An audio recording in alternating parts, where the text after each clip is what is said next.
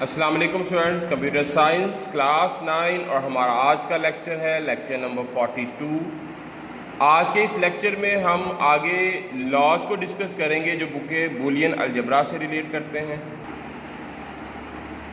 Student, आज का जो हमारा टॉपिक है पहला distributive law. The law discuss in two ways. इस लॉज के अंदर हम दो तरह से डिस्कसिंग करेंगे, and over or and or over and. मतलब ये कि एंड ऑपरेशन और पर डिस्कस करेंगे और ऑपरेशन का डिस्कशन एंड पर करेंगे। अगर हम इस तरीके को समझते हुए एक मैथमेटिकल एक्सप्रेशन बनाए डिस्ट्रीब्यूटिव लॉ के, तो हमारे पास होगा ए एंड बी और C then is equal to A and B और बी एंड सी। मीन्स के एंड ऑपरेशन किसके ऊपर है, अप्लाई हो रहा है और पर। एंड इज अप्लाइड ओवर और, बट इन सेकेंड केस और is applied over and operation. तो आपको दो ये लॉज पता होने चाहिए। उसके बाद हम क्या करेंगे, इन दोनों लॉज की वेरिफिकेशन के लिए ट्रुथ टेबल को देखेंगे और इन ट्रुथ टेबल को सोल्व करके देखेंगे वेदर कि हमारे पास दोनों साइड के जो आंसर आ रहे हैं वो सेम आ रहे हैं कि नहीं आ रहे। आइए बुक से इसको देखते हैं। स्टूडेंट, बुक में जो आपके पास उसका सोल्यूशन है वो है एंड ओवर और। आपने जो दूसरा सेकंड वाला है इसका और ओवर एंड, वो खुद से अप्लाई करना है इन वैल्यूज़ को देखते हुए, समझते हुए। सबसे पहले हम देखते हैं जी, हमारे पास ए बी और सी इनपुट्स ली हुई। ये इनपुट्स वैल्यूज़ आपने याद करने हैं। फर्स्ट केस में 4 फॉल्स हैं और फॉल्स ट्रू हैं, फिर उसके बाद 2 फॉल्स हैं 2 ट्रू हैं, फिर फॉल्स ट्रू। ये सीक्वेंस अगर आप समझ लें तो आप ए बी और सी 3 इनपुट लिख सकते हैं। स्टूडेंट, उसके बाद हमने मालूम करना है एंड ओवर और। तो यहाँ पर देखिए हमें क्या चाहिए, क्या बी प्लस सी चाहिए, बी और सी। तो हम बी और सी का और ऑपरेशन लेंगे। और में आपको पता है कोई भी एक वैल्यू ट्रू हो तो आंसर ट्रू आता है। यही वजह है कि फर्स्ट केस में फॉल्स, फिर ट्रू ट्रू ट्रू और एंड तक ट्रू चलता रहा।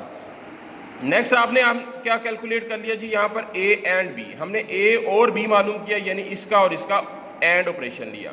और एंड ऑपरेशन में दोनों वैल्यूज ट्रू होंगे तो आंसर ट्रू आएगा, अदरवाइज बाकी सारे केसेस में ये फॉल्स होगा।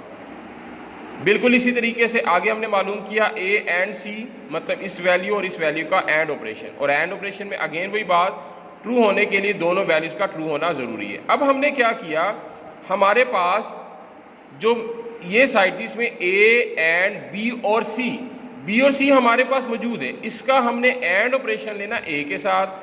हम अब जब एंड लेंगे इन दोनों का तो आंसर विल बी ट्रू अगर दोनों वैल्यूज ट्रू होंगी, इसकी ए की और बी प्लस सी की। अदरवाइज बाकी सारे केसेस में ये फॉल्स होगा।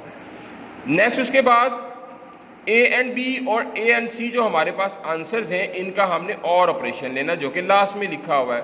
अब जब हम इसका और ऑपरेशन लेंगे इन दोनों का, तो आप देखोगे कि कोई भी एक वैल्यू जब ट्रू होगी तो आंसर ट्रू आएगा। तो यहाँ पर ट्रू आ रहा है, इधर ट्रू आ रहा है और इधर ट्रू आ रहा है। तो आपने एंड और ऑपरेशन को बड़े अच्छे तरीके से डिस्कस किया हुआ है और लेक्चर में अंडरस्टैंड किया हुआ है।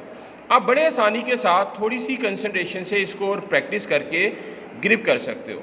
आपके पास सोल्यूशन ये सामने दिया गया। अब आपका टास्क ये है कि आपने और ओवर एंड जो है वो खुद से कैलकुलेट करना है और देखना है कि वेदर दोनों साइड की जो वैल्यू आ रही है वो सेम आ रही है कि नहीं आ रही।